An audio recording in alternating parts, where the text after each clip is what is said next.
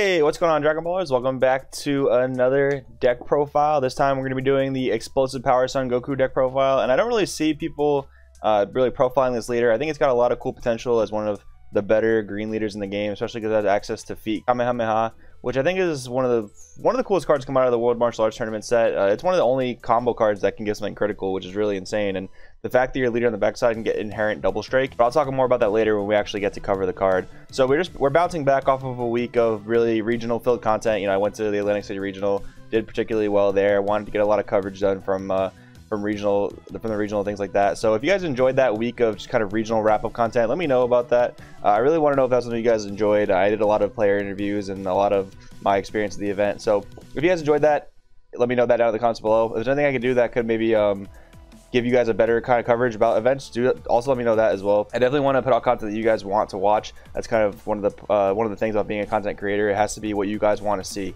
So if I can do anything that can make your guys' event recap a little bit better, definitely let me know that down in the comments below. So right before we get into the deck profile, guys, if you like awesome DBS content, if you like deck profiles, if you like card discussions, if you like player interviews, if you like deck dissections where I go over and take apart other people's decks to maybe help tweak them and things like that, if you like cool DBS content like that, definitely consider hitting that like button and hitting that subscribe button. That really helps us out a lot, guys. So without further ado, we'll get into the Son Goku deck profile. So we have the green Son Goku leader from the Ultimate Box. What he does is he has Warrior Universe 7, so all of your Universe 7 cards basically gain colorless. You can play your blue 1-drops for green energy. You can do things like that. So you don't have to worry too much about what you charge in this deck, but for other cards in the deck, it is kind of relevant as to what you charge. So we have an auto. It is a Bond 1. So this is actually one of the only cards in the game, I believe, if not the only card that actually has a bond effect that's not an Namekian, which is kind of cool. So Son Goku, when you team him up with his Universe 7 cohorts, he swings, draws a card when he swings at the leader, and he gains 5k for the duration of the turn, or for the duration of the battle. So the Son Goku leader is pretty cool in the fact that he can swing for 15k on Awakened side. It does require you to have a 1-drop or any type of U7 on the board that's easy to get onto the board to start your game. So we do play a few that fill that role for us. We'll get more into that when we get into the actual deck profile. So he awakens at 4 life, untaps 2 energy, which allows you to make some big turns and not tap out, or really extend your plays when you get to your win con, which we'll talk about later. And then we get to the Explosive Power Son Goku. So on the Awakened side, he has Warrior Universe 7 again. So he also has a permanent Bond 2 that when you have 2 Universe 7s on the board, he gains a permanent 5k on your turn and double strike. So another really strong effect that you get when you have 2 other Universe 7s on the board. He also draws a card when he swings, and this is one of the best ways to utilize Feet Kamehameha, which we will get to once we get into the middle of the deck profile. So we'll get right into it. We have 3 cards that are overwhelm slots. So we have 2 Dark Temptation Toa and 1 Timeless Fu. So the reason I went for this 2-1 split is because one of the fatal things with a lot of U7 decks, especially that focus on dropping the big Goku bombs, is that they have way too many 10k combos. So I wanted to include Timeless Fu because it's a really good way to sneakily finish the game, and it's a good way to get back up on card advantage. So I definitely wanted to include the 1 in there. But I went for the 2 Dark Temptation Toa because it can boost your leader on already threatening 20k double strike. It can make it a potential 25k double strike, and pair that with a Feet Kamehameha, you have a 40k double strike crit for only 1 energy. It's pretty insane.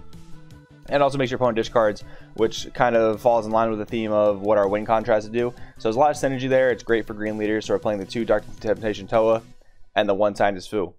Then we have the Ready to Fight Son Goku at a 4 of. So this is one of the best ways to enable your bond going first in your early turns. You really want to hit this turn 1. It's not the end of the world if you don't hit it, but it's really good, and it allows you to scry for your win cons, being your Hope Universe 7. So great card in the deck, really enables you to start getting cards early. Definitely want a hard mull for this in every single matchup. 4 Senzu Bean. So the reason we include 4 Senzu Bean is to increase our blue count. We definitely want to have enough blues in order to utilize objection and coercion, things like that. It's one of the best blue cards in the game. So if you can get your hands on it, it's really ideal to put it in the deck. It's really good against a Storm matchup as well. Storm is definitely being pushed out of the format, but it allows us to definitely be able to play a good type of defensive game where we can, if you open 1 to 2 or 3 Senzu Beans, you're definitely going to have a safe turn against Storm. They're not really going to be able to do too much to you. So you definitely want to include it in any deck that's realistically playing blue. And another cool thing is, you know, you do tap out a little bit in this deck. You try your best not to. So when you're trying to play a turn behind, you have just 1 blue up after making your play. Your blue can turn into other colors, so you can go into green for like Feet Kamehameha, you can go into yellow for Crusher Ball, different things like that. 2 Whis Coercion. This is the most energy efficient negate, and this deck definitely needs to make it to 5 energy in order to get its win con off. So we want to play a little bit more of a defensive game. Leech's Coercion is one of the most energy efficient ways to do that. The really cool thing you can do is with Leech's Coercion, you can negate with a blue. If you have no more coercions or you don't want to activate any Sense of Beings for the duration of your opponent's turn, you can leave the blue tapped down. You can restand your yellow energy, then your Crusher Balls are live, and your other plays like that are live. So really cool that you can get a lot of utilization out of it. You can be really energy manipulative with it. So I like it at a 2 spot just for 2 extra negates. We need to play the 4 Roshi for our leader's bond effect, and it's a Universe 7, so we wanted to supplement that with 2 Leech's Coercion. Then we're running 3 Objection, not 4 because we were already very heavy on extra cards and 10k combos, but definitely 3 because you do want to see at least 1. You want to be able to get to your plays faster. This deck definitely turns on at turn 5. It does what it really wants to do at turn 5, so getting there early is really only helpful. So you want to definitely see at least 1 in the first 2 turns of the game. Honestly, the way I play the deck, it might be a little bit weird, but let me know down in the comments below if you disagree or agree with this. But if I open like 2 or even all 3 objections, sometimes I'll honestly keep all 3 of them or 2 of them depending on the deck. In this deck, it might just be 2 because you don't want to charge that many blues. The 2 blues is fine to charge, but if I keep 2 or 3 objections, I'll keep them just to charge the other 2 objections and activate one of them. That's because I don't want to dead draw them later, and honestly, you're going to have to charge something those first 2 turns. So having them be objection seems like a pretty good bet to me, so I don't have to dead draw them later. Just something to keep in mind if you think that might work out for you, if you like super combo into things later on, or if you're playing an Awakened draw 2 leader and you're just drawing into these dead cards, these objections way too late. Maybe if you see more than 1 in your opening hand, maybe debate on keeping it, see how it works out for you. Anytime I draw objection late game, it's a guaranteed charge, so I would definitely recommend it, giving it a shot. Might be something you want to look into in the future.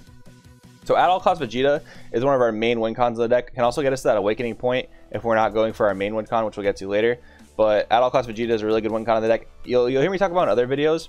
I don't really like at all costs Vegeta in any deck that's not playing yellow, because yeah, it's like it takes 2 life, so sometimes it can put you into really awkward situations. It can put you below 4, which a lot of times you don't really want to be playing at less than 4 life if you're trying to play a defensive game. And it's really cool. It gets up to a 35k triple strike, but it just loses to a negate in most cases. In any deck that's not playing yellow, it just loses to a negate. That's why I really like the 2 battering lasers. We'll kind of skip ahead to it now. The 2 battering lasers are mostly for at all costs Vegeta. This deck doesn't turbo through its deck by any means, like something like Hercule or something like Hirudegarn. So I wanted to include 2 of them. If you see 1 early, you just charge 1, and then you get to play the other if you draw back into it. But I like 2 in the deck because it's another win con with at all costs Vegeta. It gives this deck a little bit of versatility, so you can win the game with at all costs Vegeta if your other combo isn't going so well, or if your other combo got answered, things like that. Then we have the 3 feet Kamehameha. So I really like this card. It's really cool because a lot of people have always been saying, like, since kind of the game's inception, well, what if there was like a Champa or a double strike card that gave something crit instead of double strike? How crazy would that be? Well, we have it, and it's very specific, thank goodness, because if this card was generic, it would honestly be absolutely insane. A 15k bump that gives critical is really solid. So I like it in this leader a lot because on the backside you have that inherent double strike.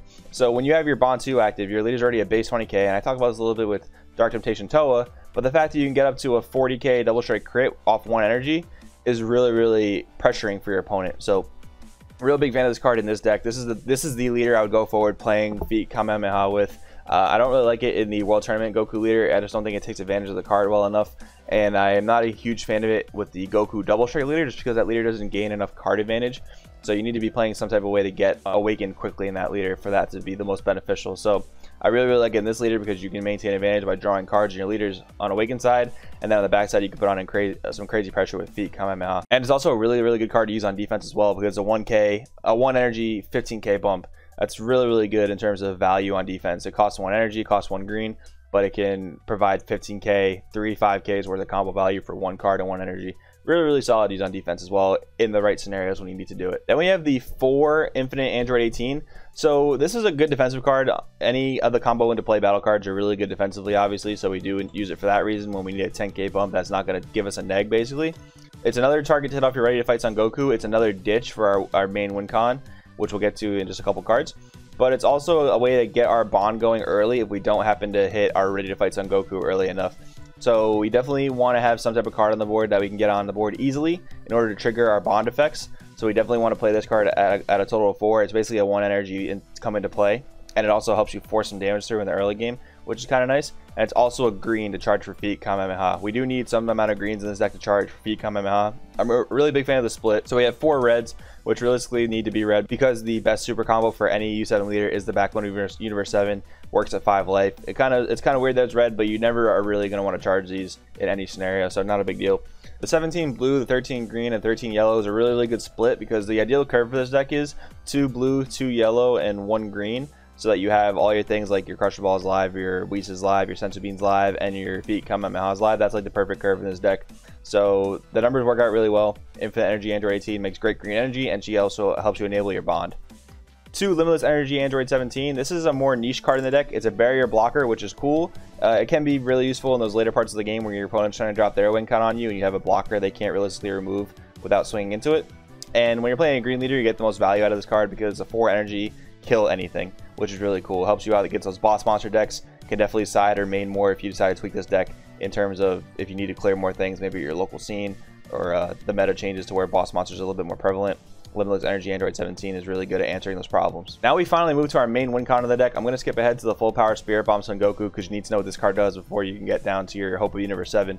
So full power Spirit Bomb Son Goku is a 5-drop. So as soon as you hit 5 energy and you have the pieces in your hand, you can get down to this win con, which is really solid. So full power Spirit Bomb Son Goku, 5-drop.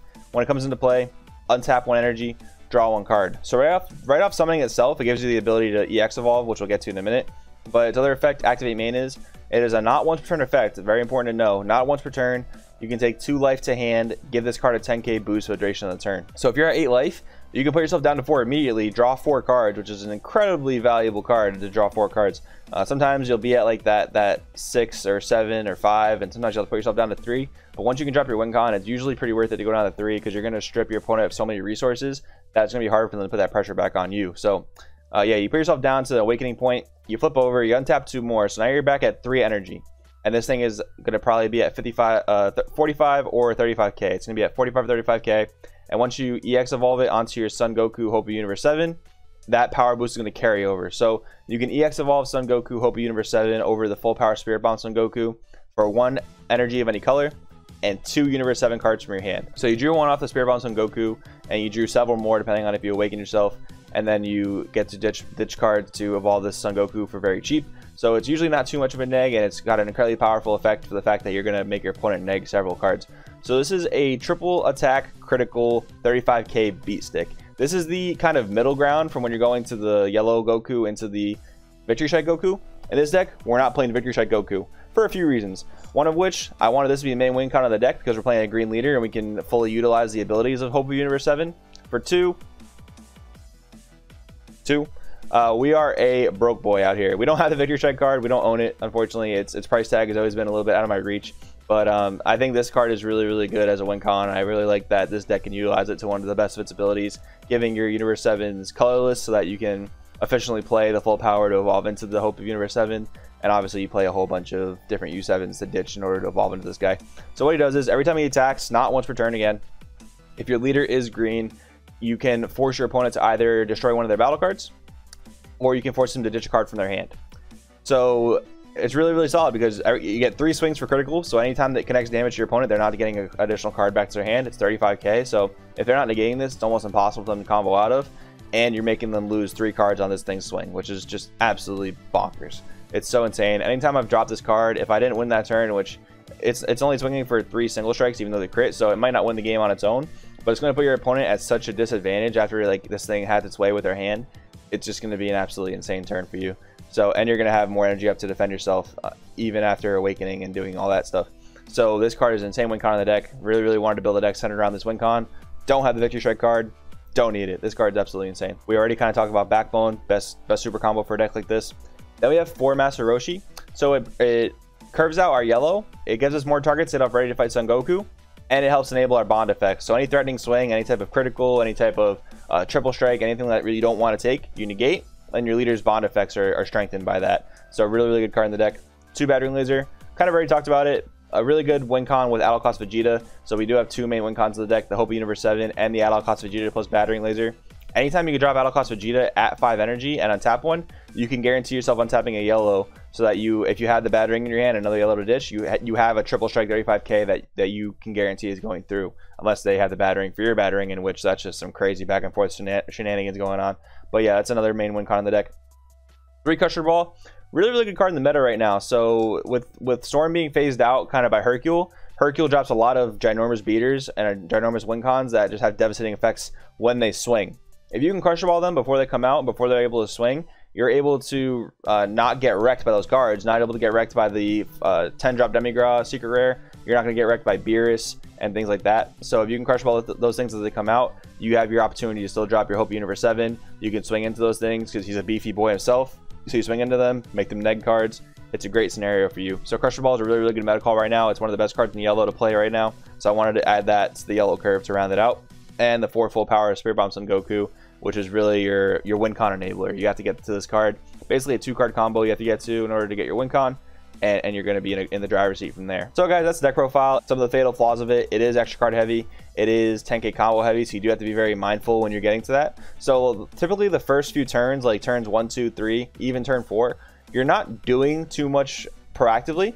You're basically trying to establish your bond so that your leader can draw you cards, and you're playing a lot of defense. You want to be at like ideally 8 life, but that's not really that realistic. So you want to be at least 7, preferably even 6 life, that even round number, so that when your full power comes onto the board, you do get to go down to an even 4 life and then activate your Hope Universe 7. So those first 4 turns, you want to be energy ramping with objection, ideally at least once, and then you want to be just playing a little bit more defense and maybe swinging for a crit here and there. But yeah, once you get to that 5 energy play, especially if you can get there on turn 4, you just drop a ginormous beater that makes your opponent start losing cards, and it's super duper insane. And then if that didn't kill them, the next turn, Battle Class Vegeta, Battering Laser, almost guaranteed game at that point, guys, as long as your opponent's below 3 life. Thank you guys so much for tuning into the deck profile. Let me know down in the comments below if there's anything that you would change about this deck, how you would play it, things like that. Check out the description below to see how you can join our community Discord. We're just talking about everything Dragon Ball Super related there, so definitely give that a check. Thank you guys again so much for watching. My name is Joey. This is Crossroads TCG, and I'll see you next time.